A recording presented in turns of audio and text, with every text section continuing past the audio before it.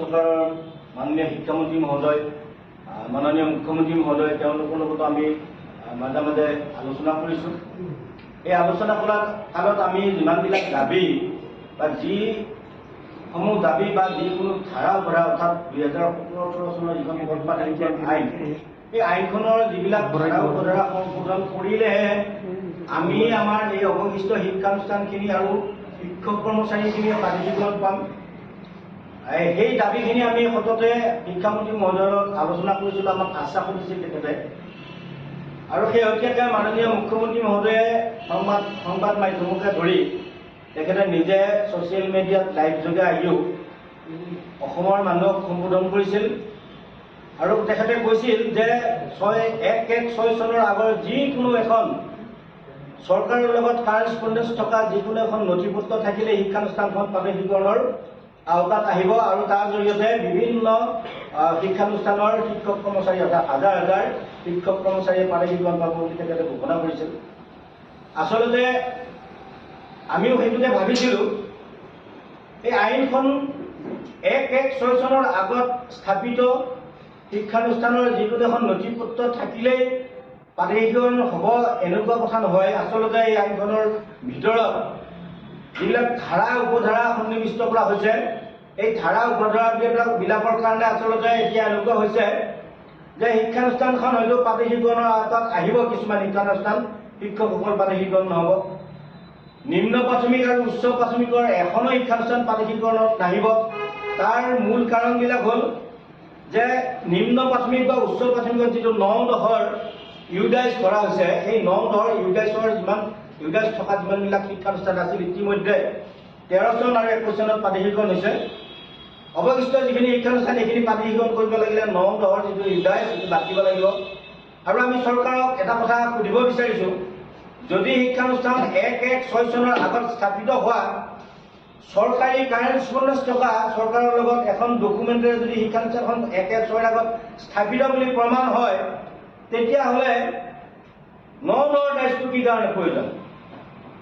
শিক্ষানুষ্ঠানখন 1/1/6 চনৰ আগত স্থাপিত হোৱা বুলি প্ৰমাণ হোৱাৰ পিছত শিক্ষকসকলক 1/1/6 আগত নিযুক্তি পাবই লাগিব বুলি এই ধাৰাটো বাহাল ৰখাৰ কাৰণটো কি? যিটো কথাত আমি শিক্ষামন্ত্ৰী মহোদয়ৰ লগত বহোতে শিক্ষামন্ত্ৰী মহোদয় আৰু আমাৰ যিজন হায়াৰ এডুকেশ্যনৰ ছেক্ৰেটাৰী মাননীয় নাৰায়ণ কোঁৱৰ ছাৰে এদিন আমাক উইনিংলি কৈছিল। আমি দাবী কৰিছিলোঁ যে যিসকল শিক্ষক কৰ্মচাৰীয়ে অপাঠিকৃত শিক্ষানুষ্ঠানত প্ৰাদেশিকৰণ কৰি আছে তেওঁলোকক সকলোকে প্ৰাদেশিকৰণ কৰিব লাগিব। তেওঁলোকে কৈছিল নাই, 6 বছৰ অভিজ্ঞতা ধৰি নিযুক্তিৰ পৰা তাৰমানে 6 বছৰ অভিজ্ঞতা ধৰি তেওঁলোকক প্ৰাদেশিকৰণ কৰা হ'ব, অৰ্থাৎ যিটো আমাৰ কাট অফ ইয়াৰ হ'ব, ইয়াৰ পৰা 6 বছৰ ধৰিব। কিন্তু এই কথাষাৰো তেওঁলোকে নাৰাখিলে।